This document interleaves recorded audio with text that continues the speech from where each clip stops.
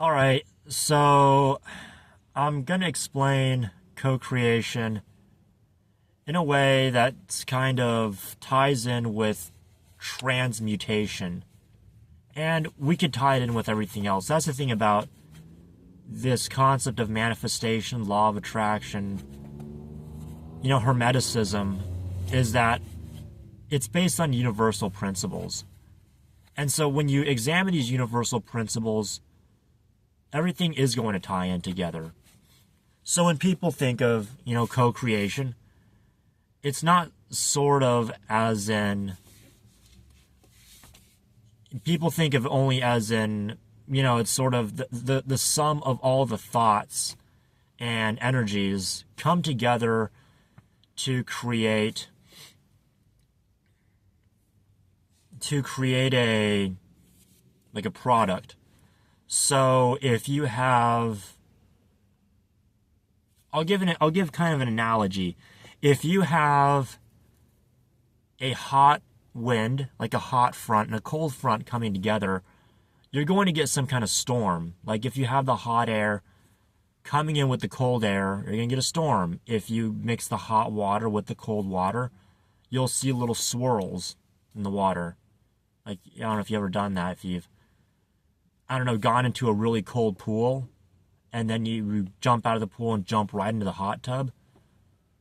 And then there's like a bit of you see some swirling in the water. It's kind of like that with co-creation. As in, when you co-create, you get like a product that's the sum of everything. Or you could do like addition abstraction. So if you like add 10 plus 10 plus 100 minus 50 minus 2 plus whatever, and then you get like this final number. That's sort of what co-creation is. But co-creation can also happen in the form of co-manifestation.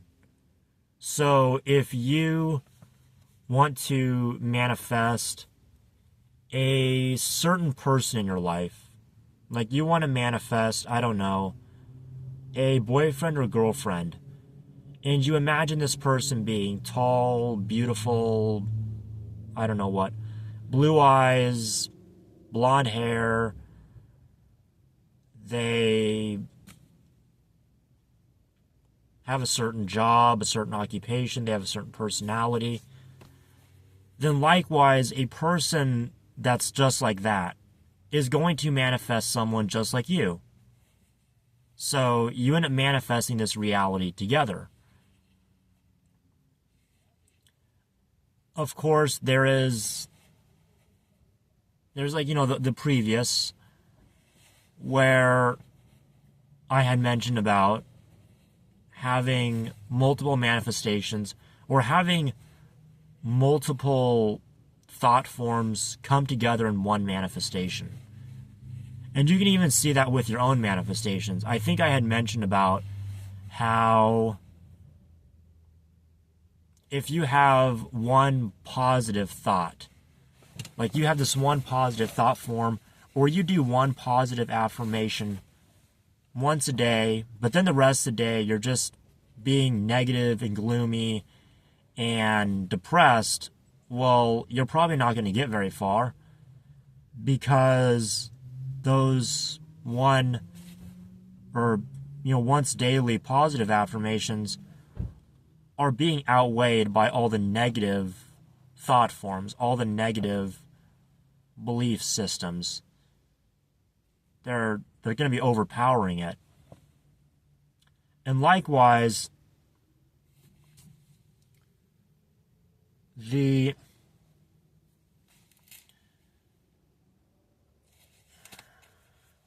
co-creation of reality is very much like that. And you could even say that manifests in the form of life itself, as in someone somewhere had manifested someone just like you to be born, to be alive, and to live the life that you are. You could say that the universe as a whole has manifested you into this reality. And so that's also why I'm sort of a firm believer, in fact, I am a firm believer, that the law of attraction is not, it's not like a religion in and of itself. It's not a specific ideology in and of itself, that the law of attraction is separate from other religions, or it's incompatible with astrology or other religion or another religion or magic or anything like that. I would say the law of attraction and the universe as a whole, by extension, is everything. It is every belief system, every spiritual practice, all in one, all encompassing. And that's kind of where people get this idea wrong, that somehow the law of attraction is like this own little thing. I mean, you can say it's its own category, as in most people don't really like to talk about it. They don't think positive. They just kind of just sort of run on autopilot. And I would even say that for astrology, because a lot of people think that, astrology means that you have no control over your life, and that the stars and planets and whatever's happening in the sky will simply dictate what goes on in your life. And while I can't argue with that, because some people are just going to be drawn to this, some people are just going to be perpetually repelled by the idea of manifesting your reality, creating your reality, or they're just, they're born a certain way. They're manifested from whatever happened in the past, as in whatever they did in the past, they could have manifested themselves as they are now. If you, believe in reincarnation and whatnot. And likewise, those that manifest in current reality could very well be manifesting their next life. As in, say you want to be a whole foot taller, or you want to be younger. Like I'm 30, and so if I want to be 20 again, the path of least resistance for that would essentially be to have a next life where I'm 20. So yeah, in like a next life, or in however many years, like if I live to the age of, I don't know, 100, maybe 80, 90, maybe even less than that, more, give or take, then I come back in another life and I'll be 20 eventually. I'll start off as a little baby, and then I'll grow up to be 20 years old again, and then sort of relive that part again. It could be the same. It could be the exact same as I am living now. That's the thing about the universe. It is infinite. It is unlimited and just full of potential. Of course, everything is going to manifest through the path of least resistance. As in, just because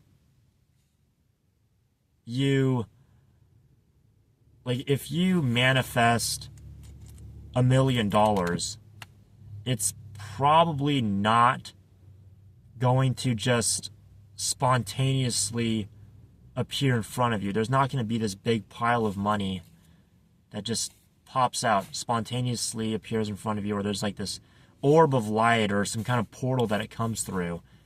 And then once the orb of light dims down, there's this pile of money right in front of you. Like, oh, hey, I'm going to take it.